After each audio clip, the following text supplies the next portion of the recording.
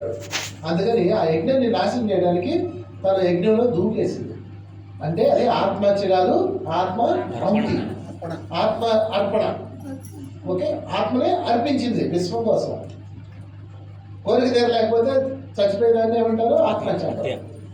బాధతో చచ్చిపోతే ఆత్మహత్య అంటారు. ఇతరుల కోసం, విశ్వం కోసం తనను తాను అర్పించుకున్నదాన్ని అర్పణ లేదా ఆహుతి, ఏదైనా అనొచ్చు, అనవచ్చు.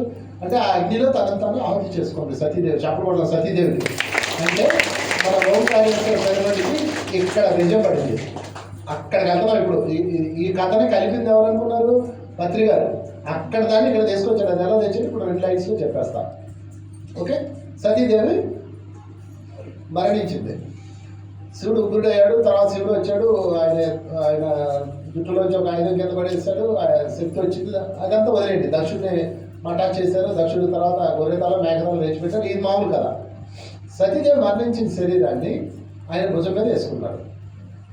ఓకే, అంటే ఇందులో 2 కథలు ఉన్నాయి. విష్ణుమూర్తి ఖండిస్తారని ఒక కథ ఉంటుంది. సరే, ఆయన భుజం మీద వేసుకొని ప్రతి గురువు దగ్గరికి, ప్రతి హిమాలయాలకి, ప్రతి అత్యంత ప్రాణం పోసే ప్లేసులకి వెళ్ళాడు. చూడండి, ఈశ్వరుడు స్వయంగా సతీదేవి ప్రాణం పోయడానికి తిరిగాడు. అందరి దగ్గరికి వెళ్ళాడు. వాళ్ళు అన్నారు, అయ్యా నువ్వే ప్రాణం దాతవి, నువ్వే ప్రాణం పోయినాడు, నువ్వే ఎలా పోతాం? అసలు ఆమె ఎందుకు ప్రాణంలో రావట్లేదు? ఎందుకంటే ఆమె ఇష్టపూర్వకంగా శరీరం విడిచిపెట్టేసింది. ఎవడైతే నేను బతకనో, నాకు ఈ లైఫ్ అక్కర్లేదు అనుకున్నాడో వాడు తల కింద తప్పు చేసినా బతకడు. ఎలాగైనా సరే నాకు ఈ జీవితం కావాలని ఎవడైతే అనుకుంటాడో వాడిని సగానికి నరికినా బతికేస్తాడు. ఇది బతుకు యొక్క రూల్. సరే, ఆమె ఒక్కొక్క అవయవాన్ని విష్ణుమూర్తి నరికాడని కొన్ని కథల్లో ఉంది. కొన్ని కథల్లోనేమో ఆమె అవయవాలన్నీ రాలిపోయి అని ఉంది. సో మొత్తం మీద భూమండలం అంతా ఆ అవయవాలు పడ్డాయి.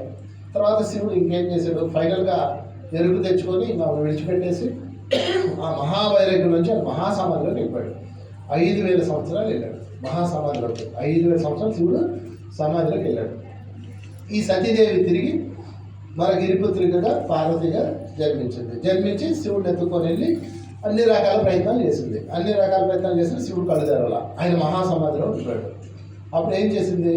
మన్మధుడు పిలిచింది. మన్మధుడు బాణం వేశాడు. శివుడు ఈ కళ్ళు తెరవాల, ఈ కళ్ళు తెరిచాడు.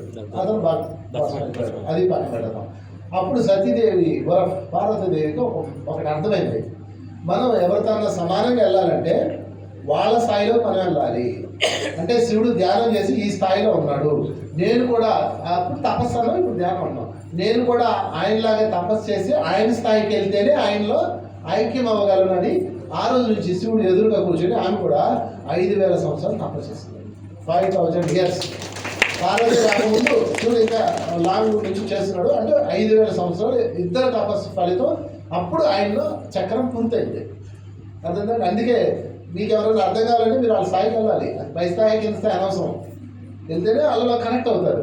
అప్పుడు ఆ చక్రం పూర్తయింది. ఇది సతీదేవి పార్వతీదేవి పార్వతీమాత శివ కళ్యాణం అలా జరిగింది. అది పక్కన వెళ్ళాం. ఇప్పుడు ఈ అవయవాలు పడ్డాయి 101. 101లో మోస్ట్ ఇంపార్టెంట్ 50. Most important 18.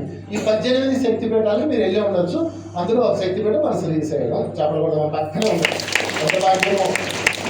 సరే, పత్రి సార్ ఏం చేశాడు? అసలు శక్తి పీఠాలకు ఎందుకు వెళ్తారు?